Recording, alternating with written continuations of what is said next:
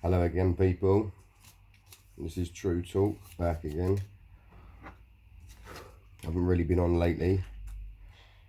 Not really many fights to talk about, apart from Usyk, Joshua. That was a good fight. Again, predicted. AJ had no chance. I think with Joshua, he is going to take. I think he'll definitely take the second, simply because if the money talks, the money's going to talk. Whereas I think Usyk's got his number once again, and a lot of people talking about the fight staying in the UK and maybe going to Cardiff, to the Millennium Stadium. But I don't see how that should be right. I don't think Joshua should hold any cards anymore. He can't make no decisions. I think the only person who makes that decision is Alexander Usyk. And where he chooses to take the fight, whether it be down his local club, he has that right now. So I don't want to buy all this stuff with AJ, oh, it's going to stay in the UK. No, it's not. The difference is people will hype AJ up and talk about him. Oh, he's done this for boxing, he's done that and this and that. That's great. That doesn't change who you are as a boxer. It doesn't make your skill as a boxer any better. You know, he tried and lost. Now, Usyk is, to me, not as strong as the Chisoras. And AJ took it well. He took his punches and didn't get knocked out. You know, I personally believe the Andy Ruiz fight was the worst one for Anthony Joshua. Kind of going back years ago to the Ricky Hatton, before he fought Mayweather at an amazing level he was, and then it kind of went downhill from there. It's very hard for a boxer to take a loss in boxing and pick themselves back up, because once you've lost, you're not untouchable no more. You are human. You become human. You become found out, and other boxers will exploit that. They will always exploit that.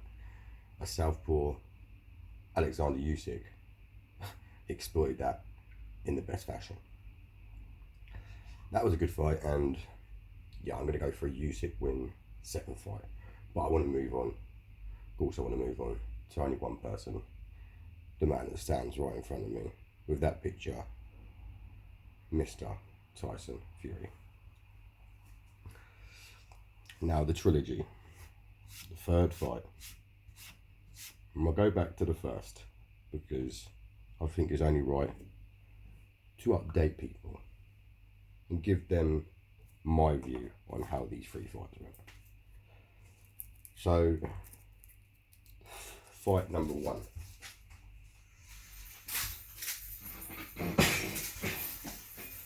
Mr. Tyson Fury,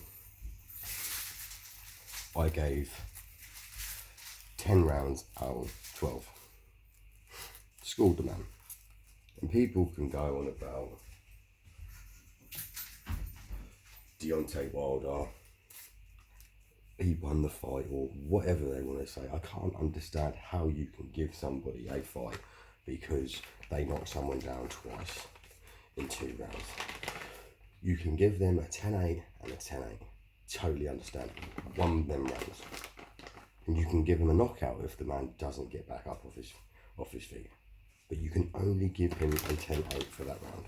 You can't give him a 10-1. It doesn't make you... Listen, this is boxing. So anyone who wants to try and tell me a reason why Deontay Wilder won that fight is delusional as Deontay Wilder himself. So the first fight, Fury, they took the draw. Lovely, not a problem. Tyson Fury, the man he is, could have made a sing and a dance about it. Instead, he shook a man's hand and said, let's dance again. because next time I've got your number big time.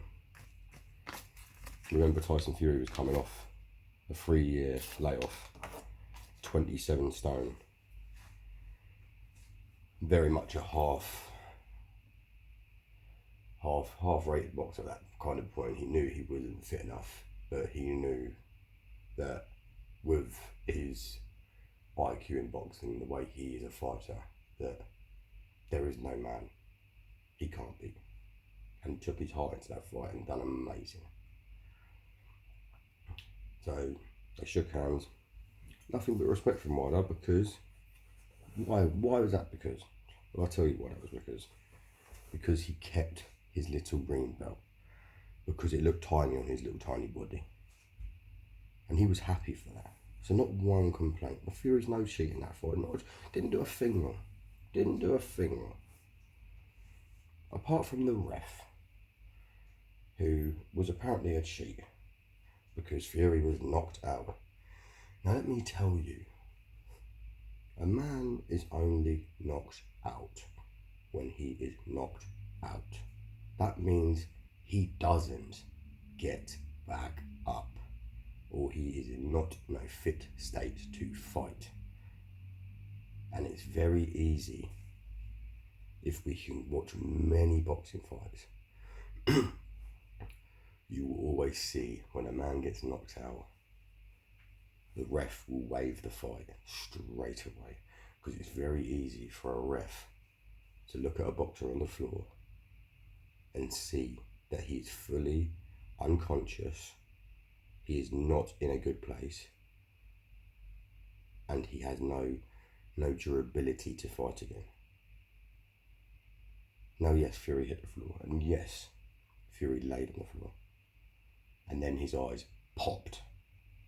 He stood back up, happy as a person could be. Done his sing and dance, moved his arms, yep, let's go again. Now, if a man was on shaky legs, there is no way he could come back from being knocked out and win that round again. So I'm going to move on now. Let's get it going to the second fight.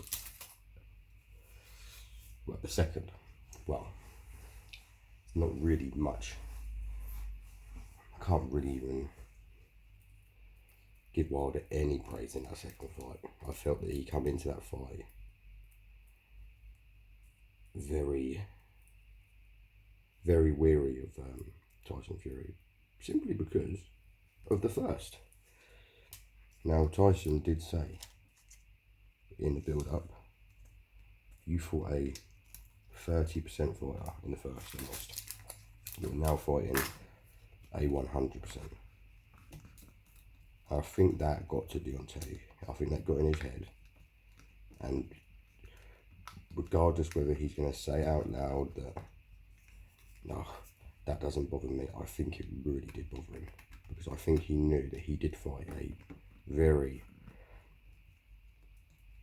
unfit Fury in the first.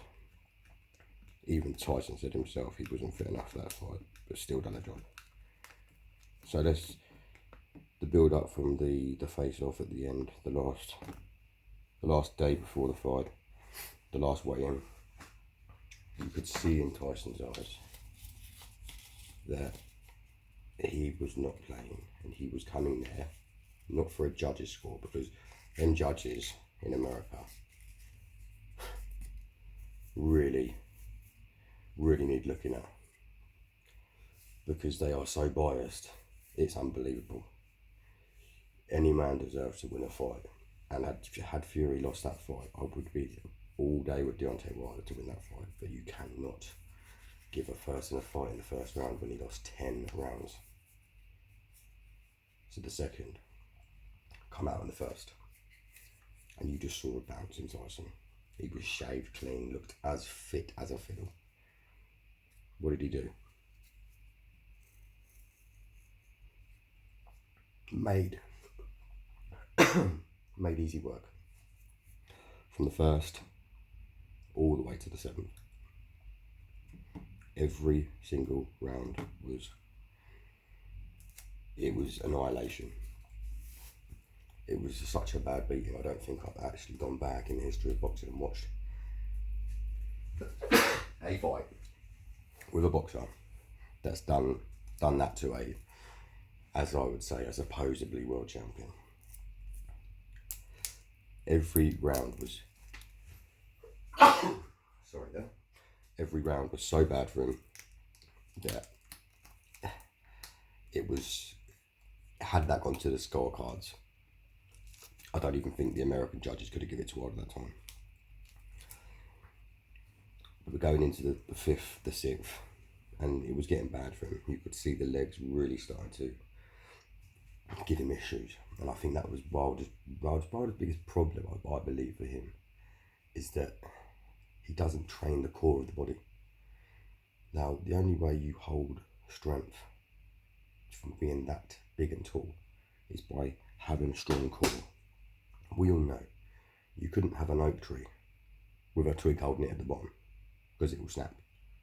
You need a strong core and it will generate power into the upper arms. But his legs are just so wrong for that body he holds. Because I think at the second he did come in at nearly 17 stone, it just looked unbelievably wrong. It was two different people.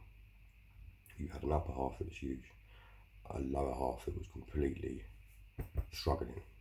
And in boxing, we all know that the first thing that will go when you're tired is your legs. And when the legs go, they will struggle to hold a body of that size. And Tyson Fury is not the person you want in the ring with you when them legs are struggling. So now the seventh come. Well, we all know what happened in the seventh. I believe when he started to really open up on Deontay, putting him in horrible positions. The feint and then the right pop, the feint and right pop, it was coming at him so bad and he's snapping the head back. That's when he done the worst thing I believe Wilder could have done and gone to the corner. Now, people will say, why did he go to that corner? Well, I'll tell you why he went to that corner. Because he needed help. The corner that he got stopped in was his own corner. And he will say that he wanted to go out on his shield. I don't believe he would have gone out on no shield. I believe he would have gone out in a bad way had that fight carried on. Now, you sack a manager. When you sack a manager, a trainer, in Mark Breland, who to me is probably one of the most respectful people in boxing, tried to help someone he cared for and got the worst outcome of his life. And it makes you really feel for that man, that all he wanted to do was help.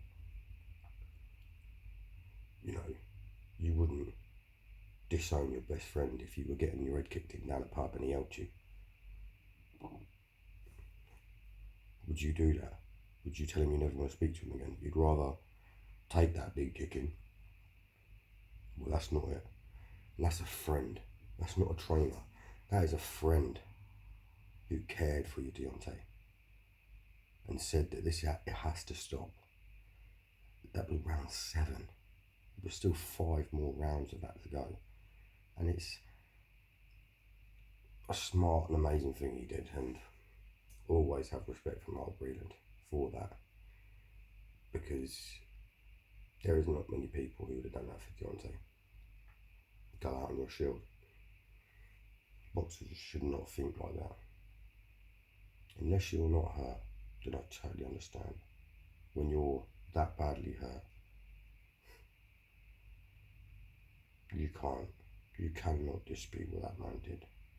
And out of anger, out of jealousy, out of humiliation, you thought, I will sack him and then I will bring this excuse up. Because as long as you can deny it and be in denial in your head and believe, your own mind believes you lost. But if you tell yourself over and over again that maybe this happened, you will start to believe that. Now, to say a man put rocks in his gloves, egg weights, your wall was spiked again by Mark, to drag these things on and on did no favours for Deontay Wilder as a person, because your community of fans will always back you and always love you, but the minority, the majority of the world sees straight through you, and that is the worst thing possible you could do. You accept defeat graciously, man, and become a better person for it. Now, moving to the third, well, it took its time. We all know from COVID and the problems we had, nothing could be done about that. And that's totally understandable. Now, in that time, Deontay Wilder decided to keep, and let's get it straight, sack Mark Breland, the coach,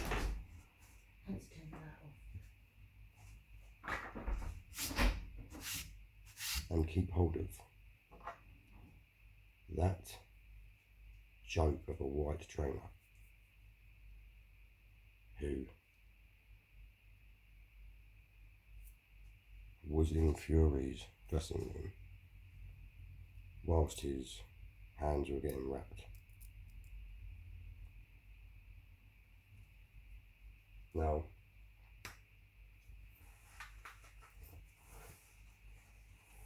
I don't quite know what was going on in Deontay's head. I just think he was with the wrong people. The wrong people were around him, surrounding him and giving him the wrong advice, which really backfired on him. And so getting up to the third fight with Slim, it took its time, like 18 months. Tyson come through again. Once again, had his doubters, people, accusations, cheater he was, and because obviously I do a lot of the channels over in America who would just not leave it, and it was actually funny to watch because the excuses were just mental. So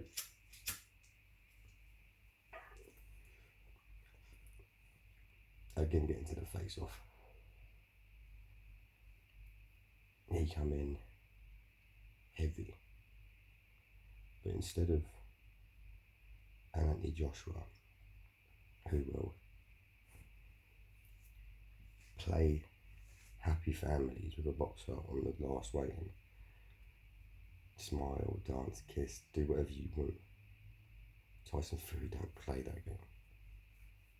He looked at the man and said, "You are getting it. You are fucking having it this time. You have done the wrong thing by calling me a liar. No one gets away with that. I would not have no man call me a liar and allow him to think that I am not gonna stick him on the spot." So when the fight started, I noticed with Deontay, the nerves they were starting to drag him. You could see the stuttering in the talking. You know, it's all signs of a man that on the outside is showing no fear. On the inside, is mentally broken and mentally worried about what's in front of him. He took his time to get into the ring. He wouldn't walk into the ring. He stayed and waited and waited. Prayed, which is nothing but respect for a man that has that religion. Totally understand that. But prayed, only prayed for good health and to come out of that ring good, which I totally agree with. No boxer wants to hurt another boxer and kill them. They have to do their job, and sometimes it can end bad. So I have nothing but respect. But if you're that confident in a fight, you have to be humble about it as well and admit, listen, this is a hard fight. I am going to win or lose, give it my all. And instead of saying, oh, I'm wearing my red suit because I want blood, redemption and these things, it's sad to see a man like that. It's sad to see how his head is because he's so confused. Now getting to the third fight. What I liked was the fact that both fighters come in. Tyson did not look as fit as the second. And I think that proved itself in the third, where he kind of forgot about Deontay Wilder's power. Because let's get it straight, Deontay Wilder's right hand, you can't get touched by that without it affecting her. But when you're fighting low class boxers, and listen, he fought many fights, but I can't give him I can't give you names of any people in there that are high ranked boxers. You can fight 40 men that are crap. One man can fight 2 men that are brilliant, and he will always be better. And if Deontay Wilder was the best, then the best got beat by the new best. Just like Klitschko. You have to beat the best who beat the best. There's no point talking about fairy fights and picked fighters because they're easy. They're people who are picked for you to beat. It's the same with Joshua. Eddie Hearn wouldn't put him in a ring with these people to start in his career that he thought he was going to lose to, because it doesn't make sense. Same with Shelley Finkel. He looked after Wilder's career to start and made sure his fighters were handmade for Deontay to be. And he struggled against a couple. Molina did rock him. Luis Ortiz, had he not been so aged, would have stopped him.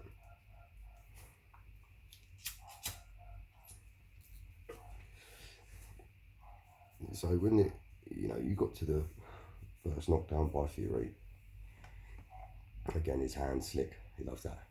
You can't teach a man boxing, he does.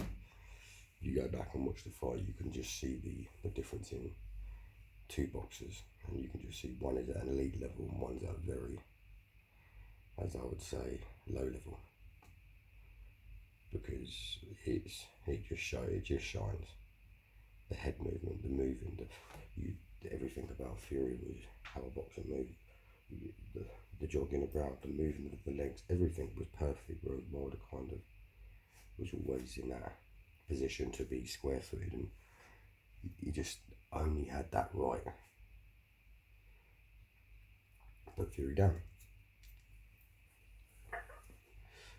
And because of Fury's unfitness in that fight, and even Tyson was there himself, I think I was a worried man, and I thought he can take him out here. the way Tyson is so, when you knock him down, he seems to become better. Moved, jabbed, and as the rounds progressed, yeah, it was another one-man show. I could only give Wilder 1 round in the third, and that was a 2 knockdowns, which is totally understandable. I think I even give him a 10-7, but the other 10 was Tyson's. And yeah, just should have wrapped it up soon, but Wilder for me now needs to go back, reboot, and come back and don't give up. There's still money there for you to be made at other boxers. You got Chisora, you got the people like the Chisoras and the Parkers, but a lot of people who are fighting for just because the fans want to see it. So I'll definitely say to Deontay, hold your head up, come back and try again. But just don't try to swim with Fury again, because you're going to sink. You know, he is now not someone to play with. And Tyson will move on. Tyson will do what Tyson does and fight whenever he wants to fight, do whatever he wants to do. Because Tyson Fury can. The best boxer to live, period. I can take anyone's views, anyone's comments. Tyson would have beat anyone from this generation and the past. Easy. Because you cannot stop this man. He is the tallest, strongest boxer to live. And don't play games. IQ off the scale. So yeah, just chucking out if people are here. Take care everybody, have a good night. Tyson Fury, WBC, get in there bro. See you later.